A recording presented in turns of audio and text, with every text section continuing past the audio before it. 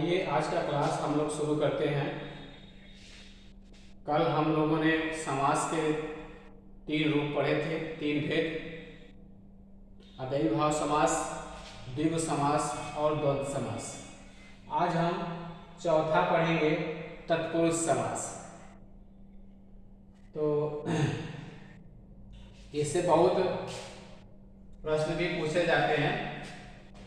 समास में यही है जो थोड़ा सा कठिन होता है, बाकी तो सब ठीक है।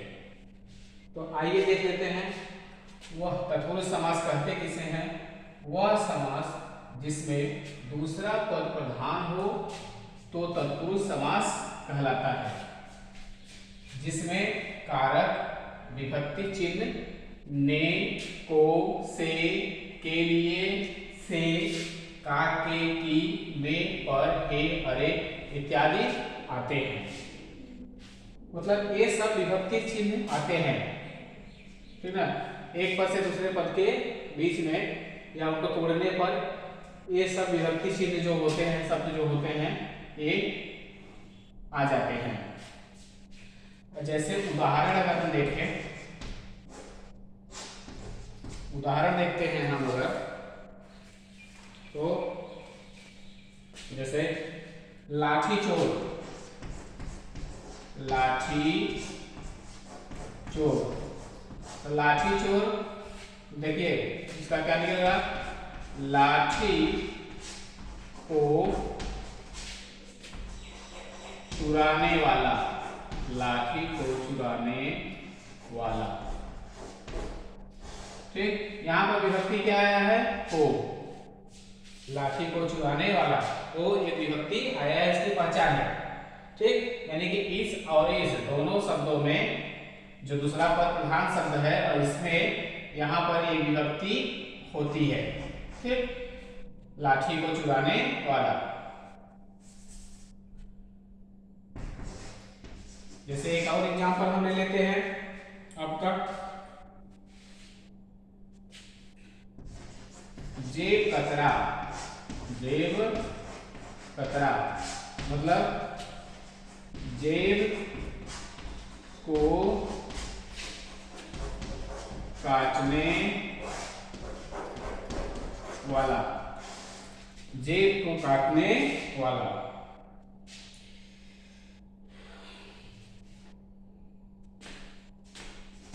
जैसे पाठशाला,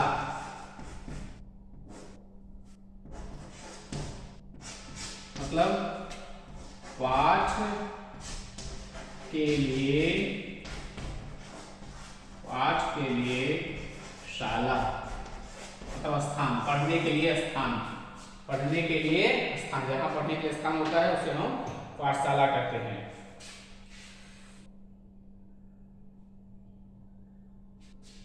जैसे रसोई घर, रसोई घर, रसोई घर मतलब रसोई के लिए घर, रसोई के लिए घर, रसोई के लिए घर।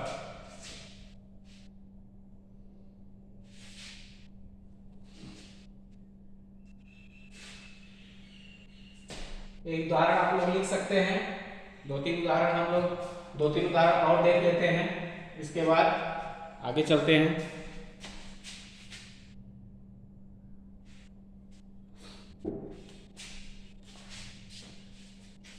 जैसे कार्य कुशल, अर्थात कार्य में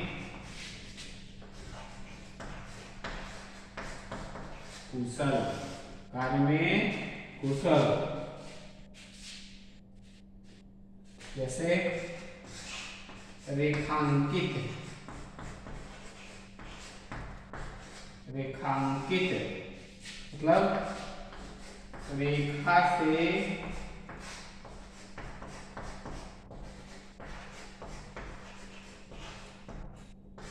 अंकित, रेखा से अंकित। इस प्रकार से एग्जाम्पल आपको देखने के लिए मिलेंगे। जैसे लाठी चोर, लाठी को चुराने वाला, इसमें को व्यक्ति है। जेब कतरा, इसमें है जेब को काटने वाला। इसमें जैसे पाठशाला, तो पाठ के लिए शाला। रसोई घर, रसोई के लिए घर। जैसे कार्यकुशल, तो यहाँ में आया है। रेखांकित में से आया है। ये सब क्या है, विभक्ति चिन्ह बीच में आते हैं। तो आइए इसको हम थोड़ा सा विभाजित करते हैं, इसके भेद देख लेते हैं।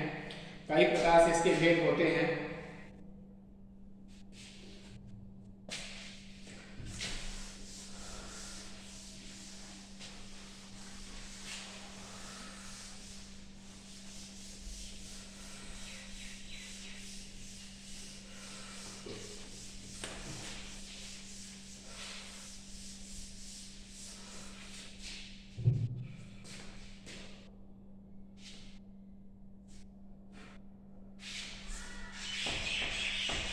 तत्पुरुष समास के भेद। तत्पुरुष समास के भेद।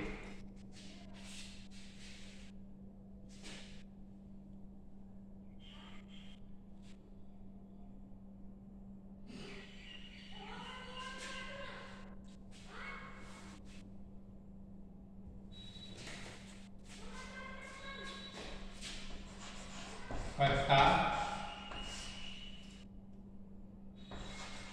कर्म,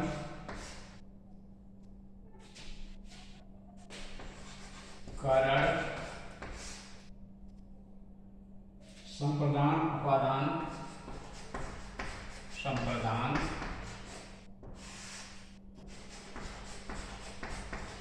अपादान, संबंध, संबंध, अधिकरण,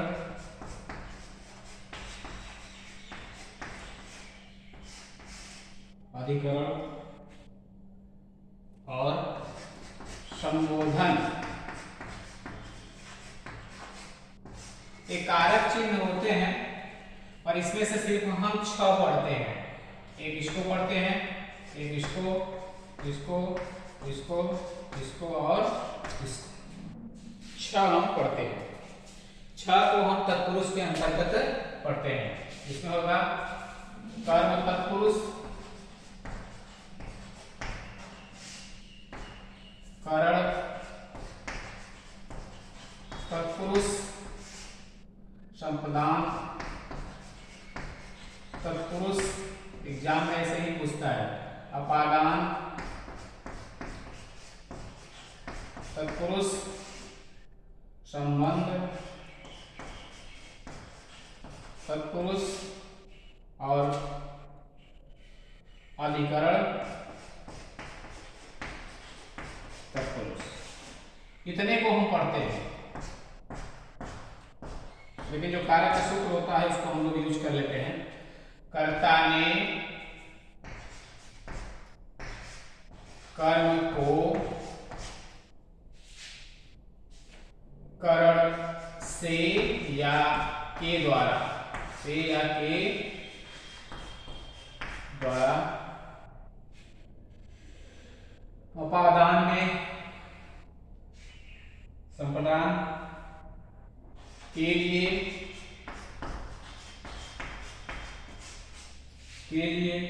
अपादान मतलब सीढ़ी से संबंध काके की, का के की, काके की, अधिकरण में में पर, में पर, और संबोधन में क्या आता है, आप लोग पढ़े ही होंगे। संबोधन में ही आता है, अरे आता है, ठीक, ये सभी आते हैं। तो हम देख लेते हैं 6 तत्पुरुष पढ़ेंगे हम लोग। कर्म तत्पुरुष का विभक्ति चिन्ह क्या है, को, करण तत्पुरुष का से और के द्वारा, संप्रदान तत्पुरुष का के लिए, अपादान तत्पुरुष का से, संबंध तत्पुरुष का के की, अधिकरण का में पर। अब इसके हम थोड़ा एग्जाम्पल देख लेते हैं, उदाहरण।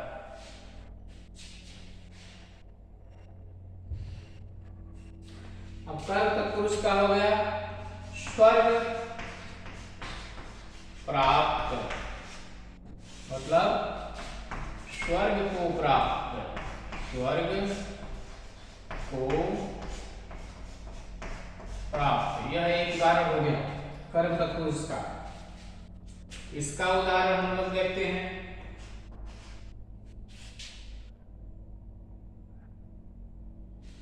जैसे हम लोग पढ़े थे हस्तलिखित, हस्त लिखित मतलब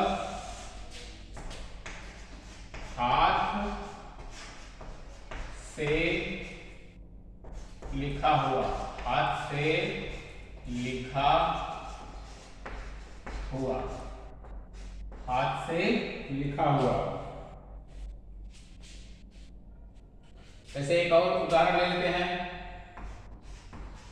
तुलसी कृत, तुलसी कृत, तुलसी द्वारा, तुलसी के द्वारा, तुलसी के द्वारा लिखा। ये दोनों करण तत्पुरुष के हैं। अब आते हैं संप्रदान के लिए, मतलब इसके उदाहरण अगर हम देखें तो विश्राम गृह, मतलब विश्राम के लिए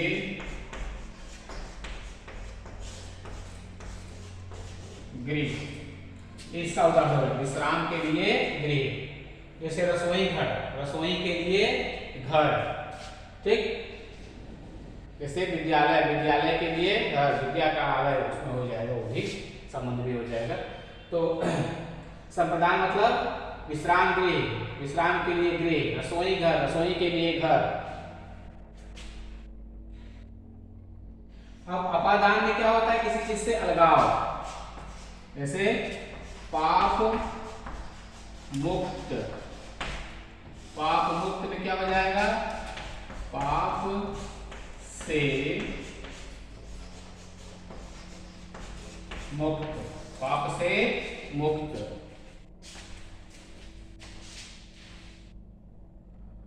पाप से मुक्त, ठीक, पाप से मुक्त। ये अलग होने के लिए होता है, या क्या होता है, अलग होने के लिए। चलिए उदाहरण देख लेते हैं, प्लीज देखते हैं। संबंध में आते हैं काके की डायरी, जैसे हो गया प्रेम सागर, प्रेम सागर मतलब प्रेम का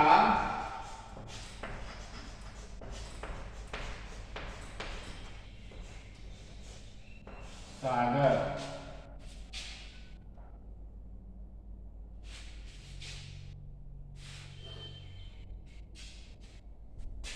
ऐसे हो गया अमृत धारा, अमृत धारा, इसका क्या हो जाएगा, अमृत की धारा, अमृत की धारा। इस प्रकार से काके की का संबंध भी होता है। जैसे अब के वाला भी देख लेते हैं, समयानुसार, समयानुसार, समयानुसार तो क्या कहेंगे, समय के अनुसार, समय के अनुसार, समय के अनुसार। यह इसके उदाहरण हो गए। अब में और पर अधिकरण में अगर हम देखते हैं तो इसके उदाहरण हम लोग देख लेते हैं। जलमग्न, जलमग्न मतलब जल में मग्न, जल में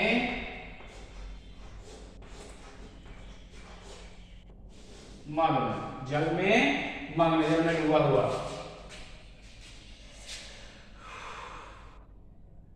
जैसे हो गया आप बीती, आप बीती मतलब आप पर बीती, आप पर बीती। तो ये सभी एग्जाम्पल हैं। आइए देख लेते हैं फिर से। इसको तो हम लेते रहे। अब कर्म तत्पुरुष में विभक्ति चिन्ह क्या है? को। अब को का उदाहरण देख लीजिए। स्वर्ग प्राप्त, यानी कि स्वर्ग को प्राप्त, स्वर्ग को प्राप्त। ठीक, तो को से हम यहां पर होते जैसे मोक्ष प्राप्त, मोक्ष को प्राप्त। ठीक, जैसे है कर्ण तत्पुरुष। अब कर्ण में पहचान क्या है? से और के द्वारा, से और के द्वारा, से और के द्वारा है। तो कहते हैं कि हस्तलिखित। उदाहरण में देखेंगे हस्तलिखित। हस्तलिखित में क्या होगा? हाथ से लिखा हुआ। यहाँ देखिए से विभक्त हुआ है, से विभक्त हुआ है। दूसरा उदाहरण है तुलसीकृत, तुलसीकृत। तुलसीकृत का देखेंगे कि तुलसी के द्वारा लिखा हुआ, तुलसी के द्वारा लिखा हुआ। तो के द्वारा वहां पे आया है, कर्ण संप्रदाय का के द्वारा हो गया। फिर आ गया संप्रदान तत्पुरुष, संप्रदान तत्पुरुष। इसमें क्या है? के लिए, तो विश्राम के लिए मतलब विश्राम के लिए गृह। उसी प्रकार से मैंने बताया था रसोई घर, रसोई के लिए घर। अब अपादान तत्पुरुष में आते हैं तो क्या हो जाएगा? अपादान मतलब अलग होना, अपादान मतलब अलग होना। यहाँ से किसके लिए होगा? किसी चीज से अलग होने के लिए। ठीक, पाप मुक्त, पाप से मुक्त, पाप से मुक्त। फिर है संबंध तत्पुरुष। यहाँ पे संबंध बताता है। ठीक, ऐसे व्यक्ति चिन्ह जो कि संबंध को व्यक्त करते हैं, ये सब। जैसे प्रेम सागर, प्रेम का सागर। जैसे अमृत धारा, अमृत के धारा, अमृत की धारा। अब जैसे हुआ समयानुसार। जैसे क्या हुआ? समयानुसार, समयानुसार मतलब समय के अनुसार। यहाँ पे क्या यूज हुआ है? के। अधिकरण में आते हैं में और पर। जैसे जलमग्न, जल में मग्न। इसका चिन्ह क्या है? में और पर। तो जल में मग्न। आप बीती, यहाँ पर आया है आप पर बीती। ये आपके तत्पुरुष समास है। इसको पहचानना होता है, एग्जाम में ऐसा ही पूछता है। एग्जाम्पल दे देगा और पूछेगा कि कौन से समास हैं। इसका उदाहरण दे देगा और पूछेगा कि कौन से समास हैं।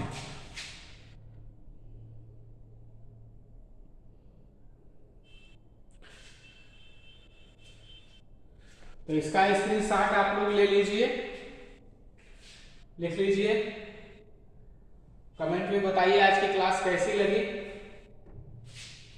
फिर इसके और अगर समझ में नहीं आया होगा तो इसको और अच्छे से हम आपको बताने का प्रयास करेंगे।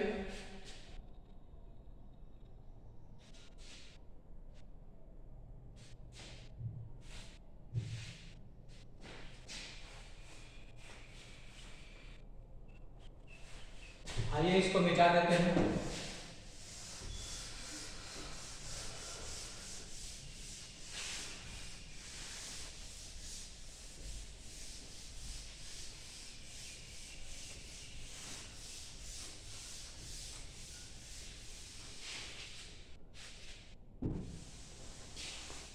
तो आज के लिए बस इतना ही क्लास रहेगा। आज हमने एक सिर्फ तत्पुरुष समास पढ़ा है, इसको आप लोग अच्छे से दोहरा लीजिएगा। कल मैं आपको बहुव्रीहि और कर्मधारय, कर्मधारय समास और बहुव्रीहि समास दोनों लेकर के कल आऊंगा उदाहरण के साथ। उम्मीद है कि क्लास आपको अच्छी लगी होगी। चैनल को सब्सक्राइब कीजिए और शेयर भी कीजिए।